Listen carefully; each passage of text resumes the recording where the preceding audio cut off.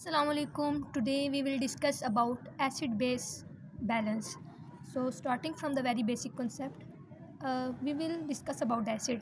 Acid हमारे पास एक ऐसी स्पीशी होती है जो कि प्रोटॉन को रिलीज़ करती है. हमारे सारे बेसिक कॉन्सेप्ट्स हम इनको क्विकली रिवाइज करेंगे, उसके बाद हम अपने एग्जैक्ट टॉपिक पे जाएंगे. तो एसिड हमारे पास एक ऐसी स्पीशी होती है जो कि प्रोटॉन को रिलीज़ करती है. बेस हमारे पास एक ऐसी स्पीशी होती है जो कि प्रोटॉन को एक्सेप्ट करती है.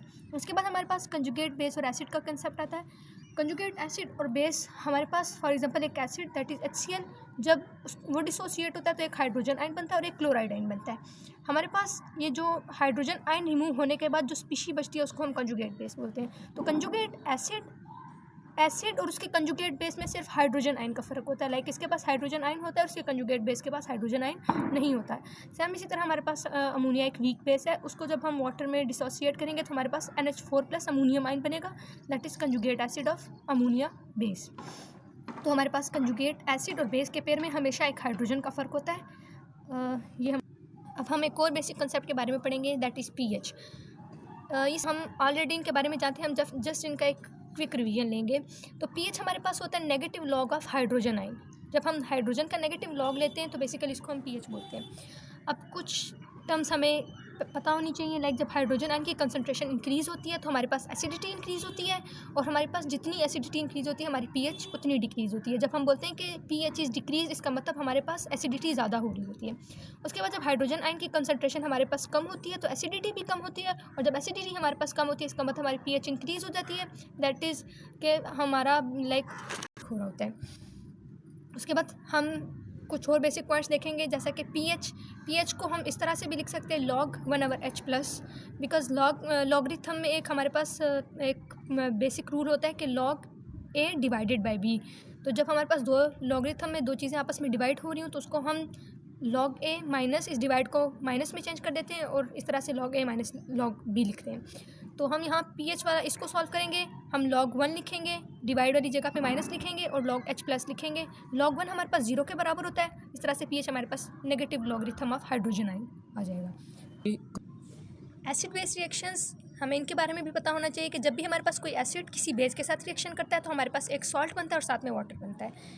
इसको हम न्यूट्रलाइजेशन रिएक्शन बोलते हैं. ये बेसिक पॉइंट्स हम पढ़ेंगे ताकि हम आगे हमारा टॉपिक हमारे लिए आसान हो सके. तो एसिड बेस के साथ रिएक्शन करेगा, हमारे पास सॉल्ट और वाटर बनेंगे. हमारे पास H2CO3 हमारे पास एक एसिड है. जब ये बेस के साथ रिएक्ट करेगा तो हमारे पास एक सॉल्ट बनेगी और वाटर बनेगा. इसी तरह अमोनियम हाइड्रोक्साइड हमारे पास एक बेस है. जब ये एसिड के साथ रिएक्ट करेगी तो हमारे पास अमोनियम क्लोराइड एक सॉल्ट और एक वाटर बनेगा. तो अब हम मेंटेनेंस ऑफ ब्लड pH के बारे में पढ़ेंगे कि हमारा ब्लड और हमारी बॉडी में किस तरह से एसिडिटी लाइक ये सारा कुछ मेंटेन रहता है. वो कौन सा बफर है जो हमारी बॉडी को एसिडिक को नहीं होने देता, बेसिक नहीं होने देता. हमारी बॉडी में ऐसा कौन सा एसिड और बेस बैलेंस है, हम इसके बारे में पढ़ेंगे. तो इस सब के लिए हमें सबसे पहले बफर के बारे में पता होना चाहिए. बफर हमारे पास एक ऐसा सब्सटेंस होता है जो कि pH में चेंज नहीं आने देता. कोई भी बफर एक ऐसा सब्सटेंस होता है कि उसमें जब हम एसिड और बेस को ऐड करते हैं तो हमारे पास उसकी pH में इतना ज़्यादा चेंज नहीं आता, बहुत स्लाइट चेंज आता है. फॉर एग्जांपल हमारे पास पानी है, पानी में हम एक ड्रॉप ऑफ एसिड चेंज करते हैं तो पानी का जो न्यूट्रल होना है वो बरकरार नहीं रहेगा, पानी एसिड में कन्वर्ट हो जाएगा. इसी तरह अगर हम उसमें बेस ऐड करते हैं तो उसकी न्यूट्रलिटी तब भी मेंटेन नहीं रहेगी. तो बफर हमारे पास एक ऐसा सब्सटेंस होता है कि जिसके अंदर हम स्मॉल अमाउंट ऑफ एसिड या बेस ऐड करें तो वो उसको रजिस्ट करे, वो फ़ौरन अपनी pH ना चेंज करे, और अगर चेंज करे तो स्लाइटली चेंज करे. तो बेसिकली बफर हमारे पास चेंज इन pH को रजिस्ट करता है. बफर्स हमारे पास दो तरह के होते हैं, एक एसिडिक बफर और बेसिक बफर. अब हम एसिडिक और बेसिक बफर हमारे पास किस तरह से बनते हैं. जब हम एसिडिक बफर बनाते हैं तो हम एक वीक एसिड लेंगे और फिर उस वीक एसिड का एक स्ट्रॉन्ग बेस के साथ रिएक्शन करवाएंगे. उस स्ट्रॉन्ग बेस के रिएक्शन के नतीजे में जो हमारे पास सॉल्ट बनेगी, वो सॉल्ट और वो वीक एसिड ये मिलकर हमारे पास एसिडिक बफर बनाएंगे. फॉर एग्जांपल हमारे पास कार्बोनिक एसिड एक एसिड है और ये हमारे पास एक वीक एसिड है. तो एसिडिक बफर बनाने के लिए हमें जो एसिड चाहिए होगा वो वीक एसिड होना चाहिए. सोडियम हाइड्रोक्साइड हमारे पास एक स्ट्रॉन्ग बेस है. जब हम इस वीक एसिड का स्ट्रॉन्ग बेस के साथ रिएक्शन करवाएंगे तो हमारे पास एक सॉल्ट बनेगी, that is sodium bicarbonate. Sodium bicarbonate हमारे पास एक सॉल्ट बनेगा और साथ में वाटर बनेगा. ये सोडियम बाइकार्बोनेट जो कि वीक एसिड और स्ट्रॉन्ग बेस के रिएक्शन के रिजल्ट में बना, ये सॉल्ट और हमारे पास ये वीक एसिड मिलकर हमारे पास एसिडिक बफर बनाएंगे. इसी तरह से अमोनियम हाइड्रोक्साइड हमारे पास एक वीक बेस है. इसका हमने रिएक्शन करवाना है एक स्ट्रॉन्ग एसिड के साथ. जब हम इसका रिएक्शन स्ट्रॉन्ग एसिड के साथ करवाएंगे तो हमारे पास एक सॉल्ट बनेगी. ये सॉल्ट और ये वीक बेस मिलके हमारे पास बेसिक बफर बनाएंगे। हमें जो भी बफर बनाना है, अगर हमें एसिडिक बफर बनाना है तो हम वीक एसिड लेंगे और उसका स्ट्रॉन्ग बेस के साथ रिएक्शन करवा के सॉल्ट जनरेट करवाएंगे। वो सॉल्ट और वीक एसिड हमारे पास बफर के तौर पे काम करेंगे, और बिल्कुल इसी तरह हम वीक बेस का स्ट्रॉन्ग एसिड के साथ रिएक्शन करवा के जो सॉल्ट जनरेट करवाएंगे वो वीक बेस और वो सॉल्ट हमारे पास बेसिक बफर बनाएंगे। तो इस तरह से हमारे पास एसिडिक बफर की एग्जांपल हमारे पास कार्बोनिक एसिड और and the salt of it with strong base that is sodium hydroxide, और हमारे पास बेसिक बफर एक weak base sodium ammonium hydroxide and salt of it with strong acid that is HCl। तो हमारे पास ये acidic buffer हो गया और ये बेसिक बफर हो गया।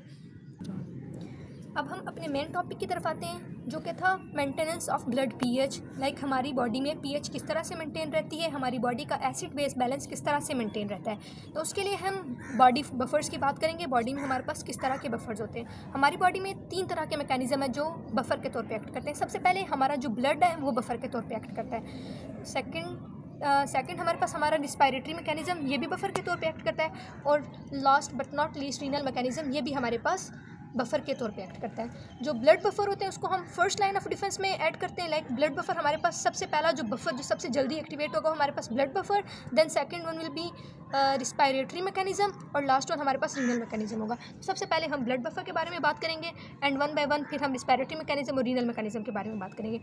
जब ब्लड बफर की बात करें तो ब्लड बफर भी हमारे पास फर्दर 3 तरह के होते हैं। ब्लड बफर हमारे पास 3 तरह के होते हैं, और सबसे पहला बफर जिसके बारे में हम बात करेंगे जो कि ब्लड बफर है that is bicarbonate buffer system.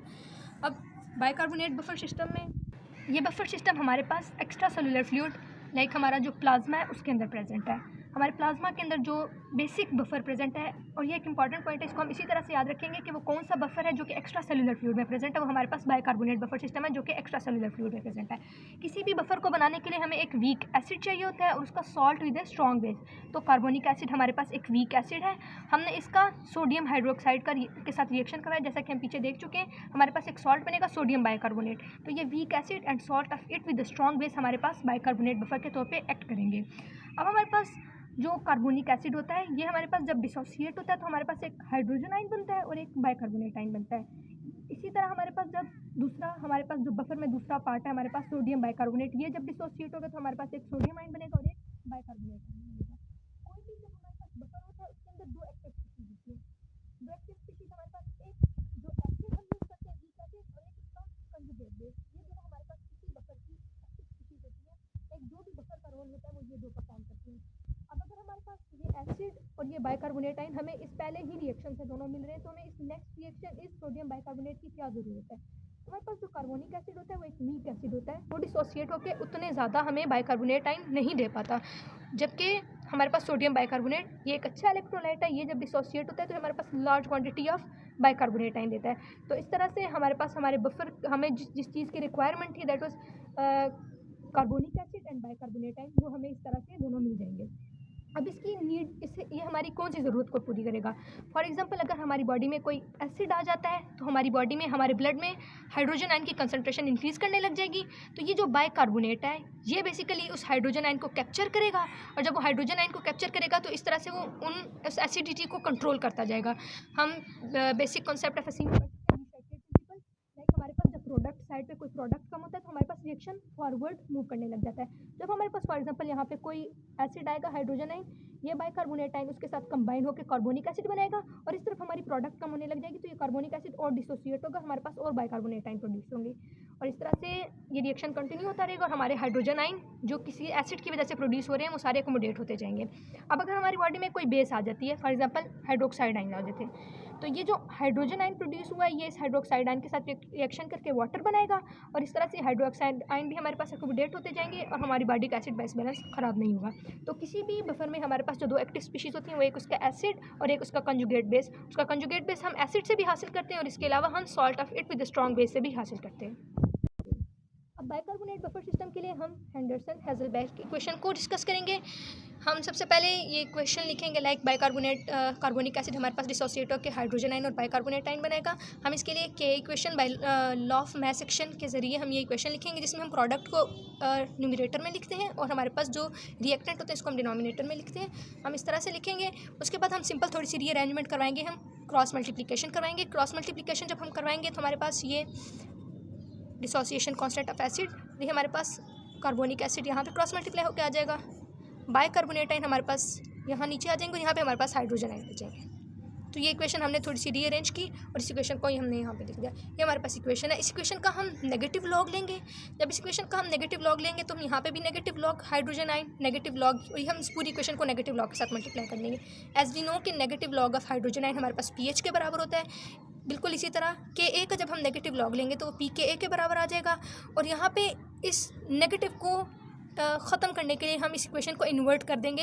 हमारे पास ये बाइकार्बोनेट आयन ऊपर चले जाएंगे और ये कार्बोनिक एसिड नीचे आ जाएगा। तो इस तरह से हमारे पास ये नेगेटिव वाला पॉजिटिव में कन्वर्ट हो जाएगा। अब हमारे पास ये कार्बोनिक एसिड है, हम जानते हैं ये एसिड है, और ये जो ऊपर हमारे पास बाइकार्बोनेट आयन है, ये हमारे पास हमने स्टार्ट में डिस्कस किया कि जब किसी एसिड से हाइड्रोजन आयन रिमूव होता है तो उसके पास जो स्पीशीज बचती है वो उसका बेस होता है, कंजुगेट बेस।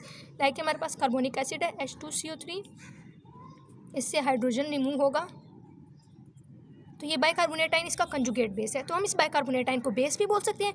और इस इक्वेशन में हम बाइकार्बोनेट आयन हमें ज़्यादा कहाँ से मिल रहा है, हमें इस सॉल्ट से मिल रहा है। तो हम इसको सॉल्ट भी लिख सकते हैं, हम इसको बेस भी लिख सकते हैं। तो यहाँ पे हम लिखेंगे बेस और सॉल्ट, और नीचे हम कार्बोनिक एसिड जो कि हमारे पास एसिड है हम वो लिख देंगे।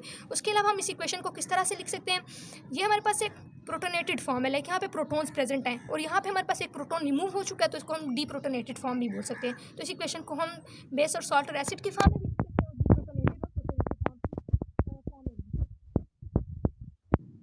ये हमारे पास इक्वेशन पीएच पीके प्लस लॉग बेस और सॉल्ट और डिवाइडेड बाय एसिड। अब हमने ये जो हमारे पास हम जिस बफर की बात कर रहे हैं बाइकार्बोनेट बफर जो कि एक्स्ट्रा सेलुलर फ्लूइड में प्रेजेंट है, हम उसके लिए थोड़ी सी कैलकुलेशन करेंगे और ये कैलकुलेशन हमें याद रखनी है, इनको हमें डिराइव करना आना चाहिए। हम जानते हैं हमारे पास ब्लड की पीएच 7.35 से लेकर 7.45 तक होती है, ये हमारे पास ब्लड की पीएच होती है। तो अगर हम रेंज ना लिखना चाहें और एक सिंगल टर्म लिखना चाहें तो हम इसको 7.4 लिखेंगे। ये हमारे पास पीएच ऑफ ब्लड है, that is 7.4।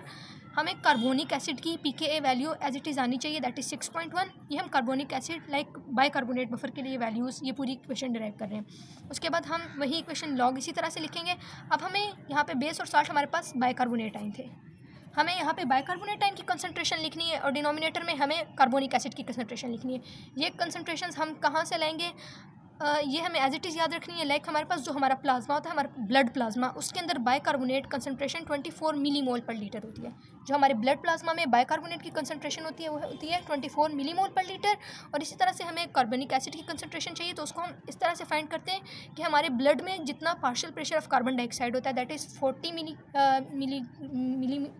Millimetre of mercury, और हमारे पास solubility constant of carbon dioxide हमें बताना चाहिए कि हमारे ब्लड प्लाज्मा में कार्बन डाइऑक्साइड कितनी सॉल्युबल होती है, उसको solubility constant of carbon dioxide बोलते हैं, दैट इज़ 0.03। एक हमारे पास partial pressure of carbon dioxide है और एक हमारे पास solubility constant of carbon dioxide है। जब हम इन दोनों को मल्टीप्लाई करते हैं हमारे पास 1.2 मिलीमोल पर लीटर ये वैल्यू जो आएगी, इसको हम कार्बोनिक एसिड की कंसंट्रेशन में लिखेंगे। हम कार्बोनिक एसिड की कंसंट्रेशन इस तरह से फाइंड करते हैं।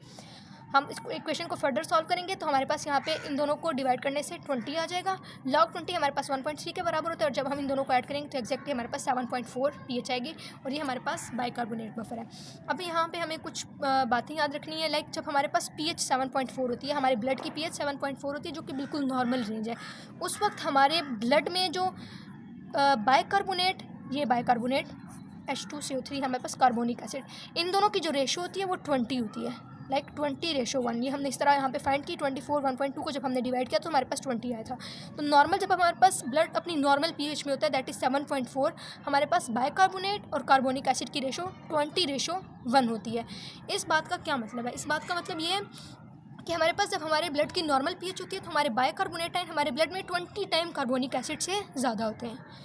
एट पीएच 7.4 बाइकार्बोनेट आयन हमारे पास 20 टाइम कार्बोनिक एसिड से ज़्यादा होते हैं। अब इसका फ़ायदा क्या होता है, बाइकार्बोनेट आयन बेसिकली हमारे पास इनका काम क्या था, ये बफर में किस तौर पे एक्ट कर रहे थे, ये हमारे पास जब हमारी बॉडी में कोई एसिड आ रहा था, हाइड्रोजन आयन की कंसंट्रेशन ज़्यादा हो रही थी, तो इन बाइकार्बोनेट आयन ने उन हाइड्रोजन आयन को कैप्चर करना था और उनको कैप्चर करके उस एसिडिटी को जो ज़्यादा हो रही थी उसको कम करना था।